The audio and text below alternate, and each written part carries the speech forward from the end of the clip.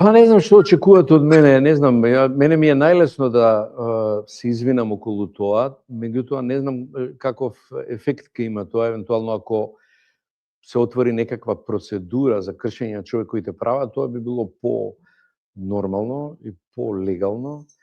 Бидејќи јас, например, со тие кейсови не сум запознат воопшто, не знам, ја ви слушам вас и ви верувам вас што зборувате, не знам што се случило тоа.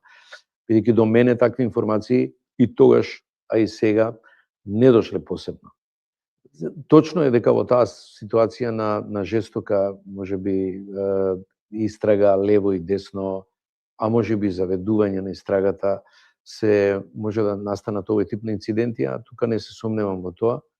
Можеби би било по-нормално да во такви услови, бидејќи тие работи не застаруваат во основа, се водат и нормални постапки околу обештетување, околу граѓански парници, за да може на некој начин да се евентуално дојде до вистината.